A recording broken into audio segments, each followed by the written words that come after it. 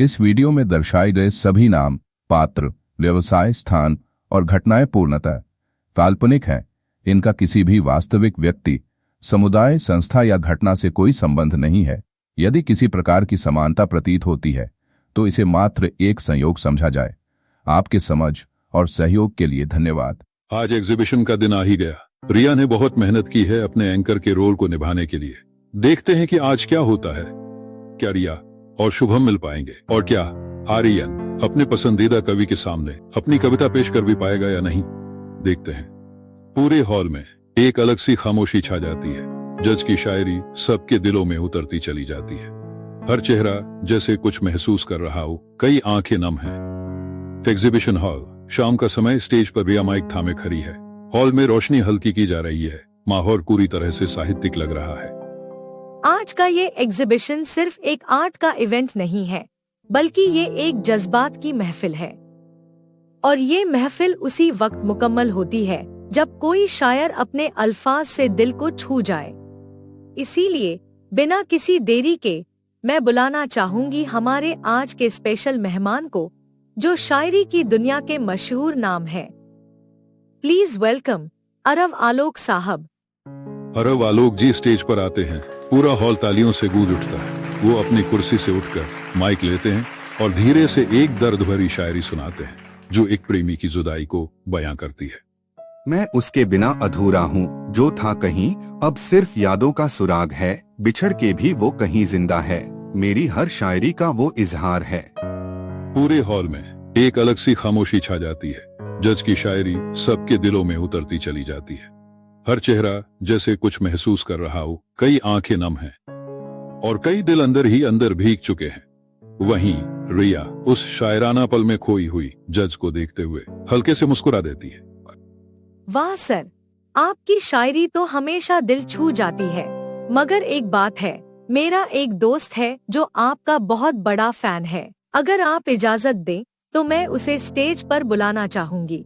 मुझे यकीन है कि आपको उसकी लिखावट पसंद आएगी। जज नीतीश आलोक थोड़ी देर सोचते हैं। अगर तुम कह रही हो तो जरूर देखते हैं कितना हुनर है तुम्हारे दोस्तों में। रिया उत्साहित हो जाती है, माइक उठाती है। तो चलिए, मैं बुलाना चाहूंगी एक ऐसे शायर को जिनकी शायरी की हर एक लाइन उनके दिल की आवाज है, जो लिखते हैं तो दिल से लिखते हैं। Please welcome on stage Shubham Malhotra. जैसे ही शुभम का नाम अनाउंस होता है, उसका चेहरा एकदम पीला पड़ जाता है। वो डर जाता है। उसे तो अंदाजा भी नहीं था कि उसका नाम स्टेज पर लिया जाएगा। हाथ ठंडे पड़ चुके हैं, दिल की धड़कनें तेज हैं और पूरी ऑडियंस बस उसी को देख रही है। बेइज्जती का डर उसकी हिम्मत से लड़ रहा होता है, पर वो रुकता नहीं।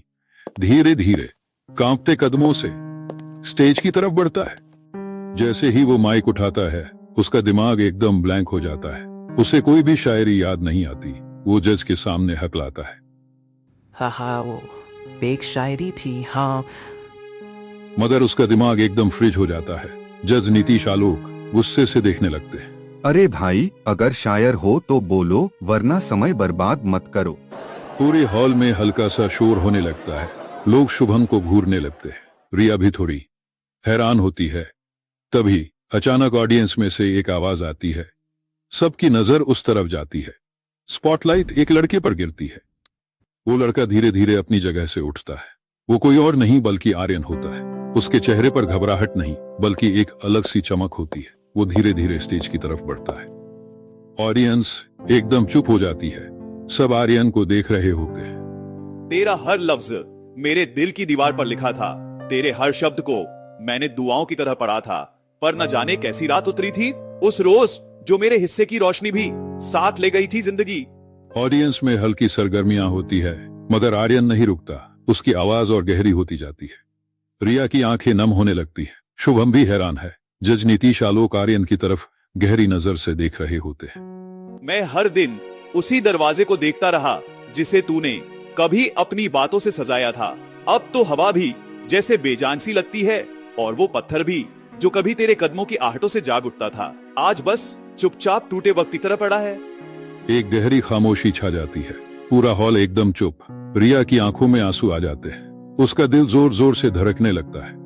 जज नीतीश आलोक अपनी कुर्सी से उठ जाते हैं, एक गहरे एहसास के साथ तालियां बजाते हैं। फिर पूरा हॉल जोरदार तालियों से गूंज उठता है। शुभम एकदम सदमे में है, जैसे उसके झूठ का पर्दा गिर चुका हो। जज नीतीश आलोक धीरे धीरे स्टेज पर आते हैं, आर्यन के कंधे पर हाथ रखते हैं और हल्की मुस्कान के साथ बोलते हैं, बेटा, तुम्हारी शायरी में जो दर्द है वो पेपर से नहीं निकला, वो सीधा तुम्हारे दिल से आया है। तुम सिर्फ एक शायर नहीं हो, तुम एक एहसास हो, और ऐसे एहसास को इस दुनिया की भीड़ में जरूर सुनाई देना चाहिए। पूरा हॉल फिर से तालियों से गूंज उठता है। आर्यन की आंखों में चमक आ जाती है। पहली बार उसे ऐसा महसूस होता है कि उसकी मेहनत रंग लाई है। उसकी आवाज अब सुनी जाएगी और शायद उसकी कहानियां अब सिर्फ उसके कमरे तक सीमित नहीं रहेंगी। रिया भी मुस्कुरा रही होती है और एग्जीबिशन की उस शाम ने एक नई कहानी लिख दी थी, जो सिर्फ पेपर पर नहीं, लोगों के दिलों में दर्ज हो गई थी। शुभम शर्मिंदगी से भर जाता है। वह स्टेज पर सबके सामने अपनी गलती मान लेता है। पूरा हॉल उसके कन्फेशन को सुनकर हैरान है। अब फ्लैशबैक दिखाते हैं, जिसमें पूरी सच्चाई सामने आती है। पहला एग्जीबिशन का दिन। हॉल में रौनक है, भीड़ है, शोर है, लेकिन हर चेहरे पर कुछ दिखाने की चाह भी है। वहीं एक कोने में बैठा है एक सीधा सादा गुमनाम सा लड़का, जिसके सामने कोई चमकदार बोर्ड नहीं, बस एक पुरानी सी नोटबुक खुली है। नोटबुक में लिखी है उसकी रूह की आवाज, उसकी शायरियां। और फिर दरवाजे से अंदर आते हैं वो, जिन्हें वो सिर्फ शायर नहीं, खुदा मानता है, नीतीश आलोक। एग्जीबिशन की भीड़ जैसे ठहर जाती है, लेकिन उस लड़के के दिल की धड़कनें तेज हो जाती है। उसे यकीन ही नहीं होता, उसका सबसे पसंदीदा शायर आज उसी के सामने खड़ा है। ये तो वही हैं जिनके अल्फाज ने मुझे लिखना सिखाया। वह अपनी नोटबुक टेबल पर छोड़कर जज नीतीश आलोक के पास जाता है। तभी वहां रिया भी उस जगह आती है और शायर को देखने लगती है।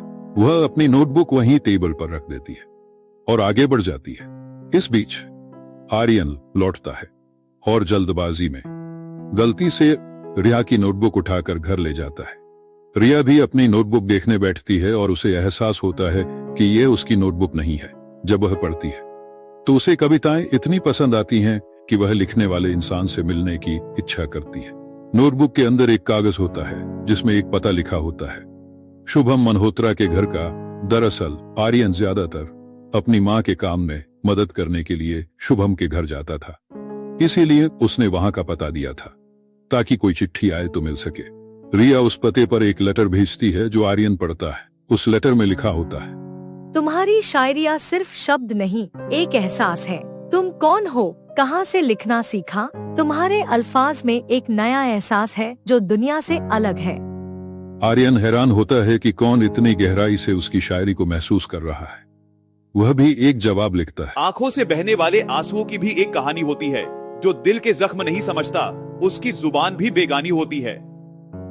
यह लेटर रिया तक पहुंचता है और उसके दिल में एक अजनबी शायर के लिए इज्जत बढ़ने लगती है। यही सिलसिला चलता रहता है। हर दिन नए खत, नए अल्फाज, नए जज्बात। फिर एक दिन दोनों अपनी तस्वीर भेजने का फैसला करते हैं ताकि एक दूसरे को जान सके। यह सब देखते हुए शुभम परेशान हो जाता है। उसे समझ आता है कि यह लड़की जो उसके सपनों की रानी है, वह एक गरीब लड़के की शायरी से इतनी प्रभावित हो चुकी है। तभी उसके दिमाग में एक साजिश आती है। वह एक दिन आर्यन की गैर मौजूदगी में उसका लेटर खोलता है, उसमें से तस्वीर निकालता है, अपनी तस्वीर डालता है और रिया को भेज देता है। साथ ही एक फेक लेटर लिखता है जो आर्यन के नाम से होता है। मैं एक फेमस एक्ट्रेस हूँ और तुम एक आम इंसान। मैं तो बस बोर हो रही थी इसलिए तुम्हें लेटर्स भेज रही थी, लेकिन तुम मेरी दुनिया के लायक नहीं। तुम्हें अपनी जगह समझनी चाहिए। आर्यन जब यह लेटर पढ़ता है तो उसका दिल टूट जाता है। उसे लगता है कि गरीब लड़का उसका मजाक उड़ा रहा था। मुझे लगा था कि तुम अलग हो, पर तुम भी बस एक ख्वाब बेचने वाले निकले। शुभम शर्म से झुक जाता है। सब उसकी तरफ गुस्से से देखते हैं।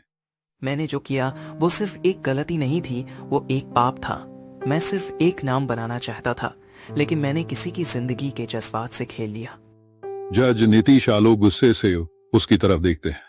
तुमने सिर्फ एक गरीब लड़के से नहीं, बल्कि एक सच्चे शायर की आवाज को दबा दिया। शायरी एक सच्चाई होती है, उसमें झूठ का रंग नहीं भरा जाता। और जो सच होता है वो एक न एक दिन दुनिया के सामने जरूर आता है। ऑडियंस से सिर्फ एक आवाज सुनाई देती है, शेम शेम। आर्यन स्टेज से नीचे उतरता है।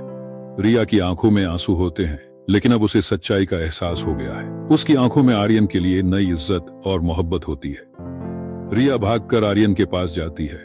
उसकी आंखों में आंसू होते हैं, लेकिन उसके चेहरे पे मुस्कुराहट भी है। आर्यन उसे देखकर हैरान रह जाता है। मुझे माफ कर दो।